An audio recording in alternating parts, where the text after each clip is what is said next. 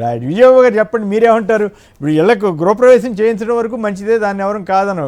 గృహప్రవేశం చేయించినంత మాత్రం ఆయన కట్టించినట్టు ఇల్లు అయిపోద్దా, లేదా జగన్ గారు కట్టించిన ఇళ్ళకి ఈయన అదే మాట చెప్పుండొచ్చు. ఎస్, గత ప్రభుత్వం ఇది తీసుకొచ్చింది, మేము కంటిన్యూ చేసి పూర్తి చేసామని చెప్తే చాలా గౌరవంగా ఉండేది, ఆయన పెద్దరికానికి ఆయన వయసుకి తగ్గ హుందాగా ఉండేది.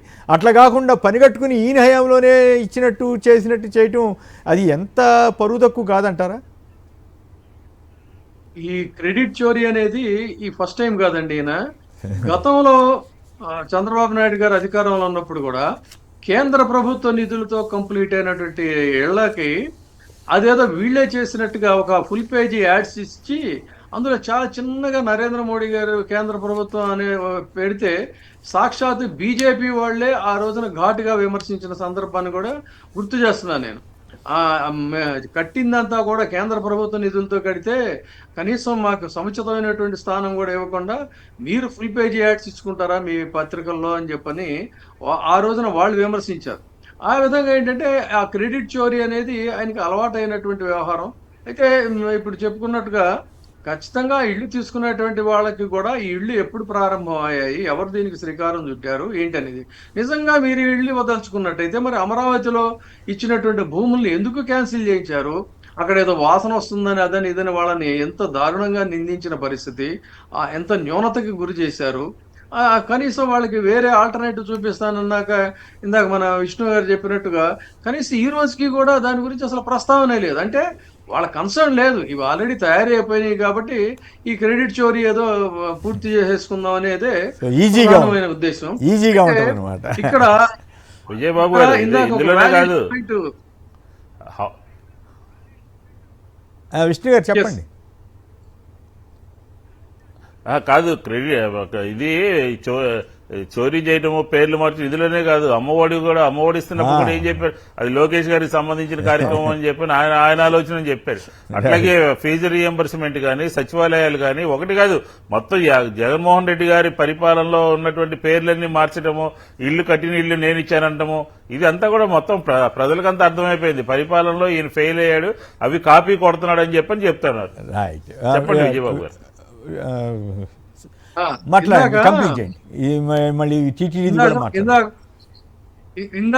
ఇందాక చర్చించినటువంటి భూముల పంపకాలకు సంబంధించిన మీరు స్టార్టింగ్ లో రిమార్క్స్ ఉన్నాయి. ఏది అసలు ఎమ్మెల్యేలు ఎందుకు మాట వినడం లేదని, ఈ రెండుకి కూడా లింక్ ఉందండి.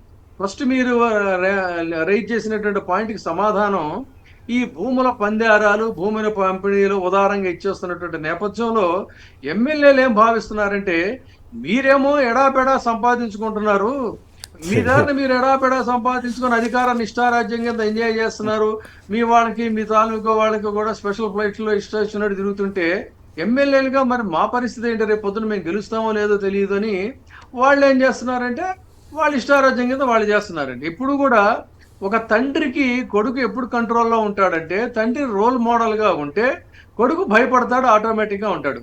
తండ్రి ఇష్టం వచ్చినట్టుగా ప్రవర్తిస్తున్నప్పుడు ఆ కొడుకు ఏం చేస్తాడండి, సేమ్ ఇక్కడ జరుగుతుంది కూడా అంతే.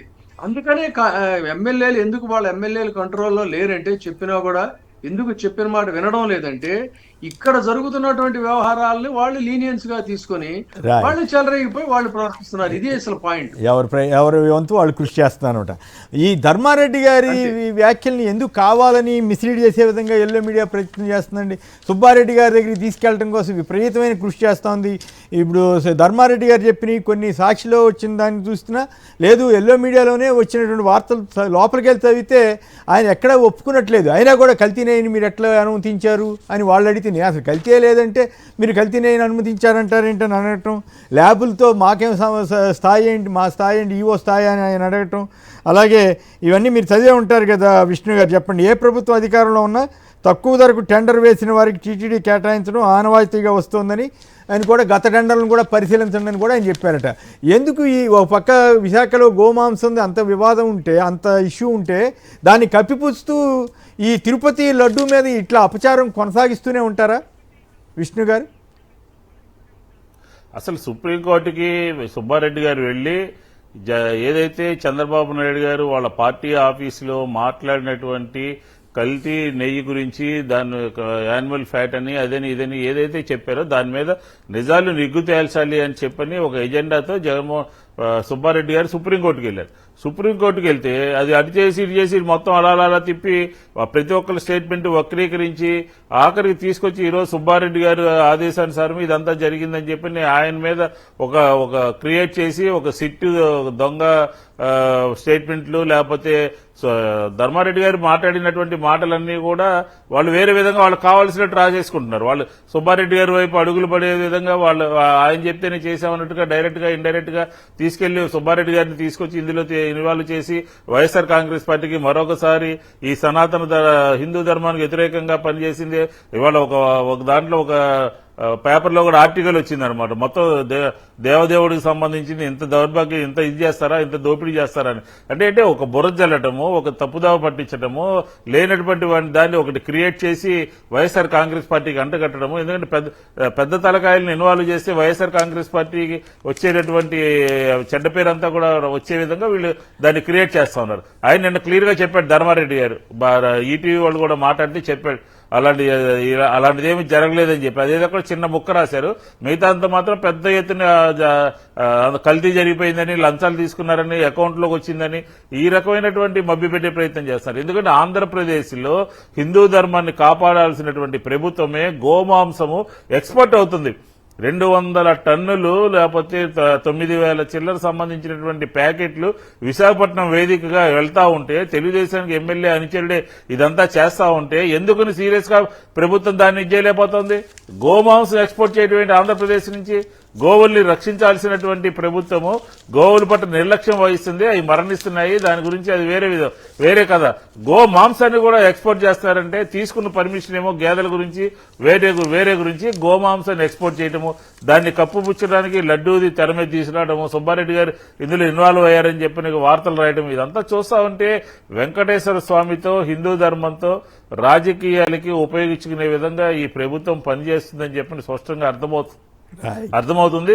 ఇది ఎవరైతే ఎవడైతే దేవదేవుడితో ఆటలాడుకుంటారో, భక్తి లేకుండా ప్రవర్తిస్తారో, రాజకీయాలకు వాడుకోవాలని చూస్తారో వాళ్ళకి ఖచ్చితంగా మొట్టికాయలు అనేవి పడతాయి అని చెప్పినైతే నేనైతే స్పష్టంగా చెప్పగలను. రైట్, విజయబాబు గారు.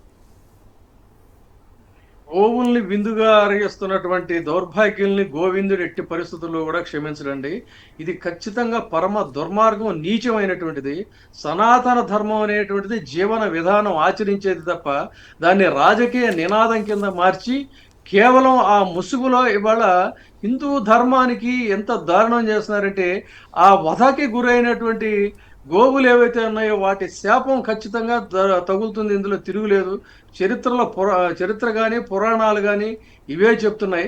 ఈ రోజు వరకు అసలు లడ్డూలో నెయ్యి కలిసి అదే ఇది కలిసింది అని జంతు కొవ్వు కలిసిందని అంటే దేశవ్యాప్తంగా సనాతన ముసుగులో ఉన్న కుహనా రాజకీయ నాయకులందరూ కూడా పేటరేగిపోయారు. మరి సాక్షాత్తు అధికారులే తేల్చి చెప్తే ఈ రోజుకి కూడా కేసు పెట్టకపోతే ఈ సనాతనవాదులు గోమాంసం కేసు మీరు చెప్పేది గోమాంసం కేసు మీద విశాఖ దానికి సంబంధించి. అవునండి, అవునే అదే చెప్తున్నా. కాదు, చంద్రబాబు నాయుడు గారు లడ్డూలో జంతు కొవ్వు కలిసిందని చెప్తే దేశవ్యాప్తంగా పేటరేగిపోయి పాపం తనకు సంబంధం లేనటువంటి జగన్మోహన్ రెడ్డి గారి ఫోటోల్ని తగలబెట్టారు, గొడవలు చేశారు, నానా యాగి చేశారు. హైదరాబాద్ లో ఉండే ఒక ఫ్యాషన్ హిందూవాద ఆవిడెవరు నానా బేరంగం వేశారు. ఇప్పుడు సాక్షాత్తు గోవులు వధించారు అని చెప్పి తెలుస్తుంటే ఎవరు మాట్లాడరు ఏంటంటే ఎంత ఆశ్చర్యం అండి. ఇదే సనాతనవాదం అంటే, ఇదే హిందూ ధర్మరక్షణ అంటే. నిజంగా హిందూ తత్వాన్ని ఆచరించేటువంటి వాళ్ళు ఎవరు కూడా ఇది సహించడం. హిందూ అనే కాదు, మానవతావాదులు ఎవరు కూడా సహించరండి ఈ దారుణాన్ని. పర్మిషన్ ఇచ్చింది దేనికి? జరుగుతున్నటువంటి వధ ఏంటి?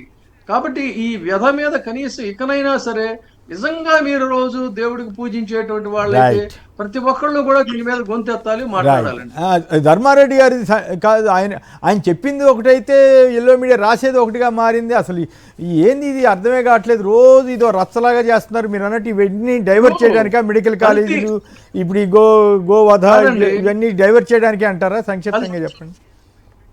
కల్తీ మద్యం ఉంది ఇక్కడ, దీని మీద సిబిఐ విచారణకు నేను రెడీ అని చెప్పంటే ఆయన మీదే కేసు జోగి రమేష్ మీద కేసు పెట్టారు. అవును. ఇది ఇందులో అసలు అలాంటిది ఏమీ లేదు, సిబిఐ ఎంక్వైరీ జరగండి అని ఈయన గౌరవ సుప్రీంకోర్టు తలుపు తడితే ఈయన్ని ఇరికించాలని చూస్తున్నారు. ఇంతకంటే విచిత్రం ఇంకేముంటుంది చెప్పండి. కరెక్ట్, ఆశ్చర్యంగానే ఉంటుంది. ఎప్పుడో అసలు ఆ లడ్డు పరీక్ష చేయడానికి కానీ ఏమి ఉండవు కదా, లేని దాని మీద జరిగినట్టుగా ఎవరో ఒకరితో స్టేట్మెంట్ తీసుకోవటం, ఏదోటి నడిపేయటం, ఇదేం అర్థం కాకుండా ఉంది. ఆయన కల్తీయే జరగలేదంటే కల్తీని ఎట్లా అనుమతించారని పోలీసులు అడుగుతారట. మరి ఇది వారేమో నేను చాలా అసహనం వ్యక్తం చేశారని కూడా ఎల్లో మీడియా కూడా లోపల రాసింది, పైన మాత్రం ఇట్లా ఏదో సుబ్బారెడ్డి గారినో లేకపోతే ఇంకెవరినో అడగండి అన్నట్టుగా చిత్రీకరించే విధంగా రాసింది. సరే చూద్దాం మరి ఏం జరుగుతుందో. రైట్, విజయబాబు గారు. లడ్డులో నెయ్యి కల్తీ జరిగింది, ఏది గొడ్డు మాంసం, గొడ్డు కొవ్వు జరిగింది అన్నది ఇప్పుడు పామ్ ఆయిల్ కింద మారిపోయింది. పామ్ ఆయిల్, కెమికల్స్, వాళ్ళ ఇష్టం ఏది పడితే అది అసలు విచారణ జరగాల్సింది, దర్యాప్తు జరగవలసింది జంతు కొవ్వు కలిసిందా లేదా, అది తప్ప అన్ని చేస్తున్నారు వాళ్ళు. ఏం చేస్తాం, ఆ జంతు కొవ్వు విచిత్రంగా పామాయిల్ మార్చేశారు. Right right. ఇందా సత్తల్ గారు కూడా అడిగారు కదా, మరి నీ టైంలో 273కే కొన్నావు కదయ్యా, మరి అప్పుడు ఏం జరిగిందో చెప్పొచ్చు కదా అంటే, అది అసలు వాటి జోలికే వెళ్ళరు. అదొక విచిత్రమైన రాష్ట్రంలో పోలీస్ వ్యవస్థ ఇట్లా మారిపోవటం అనేది ప్రజాస్వామ్యానికి మంచిది కాదు.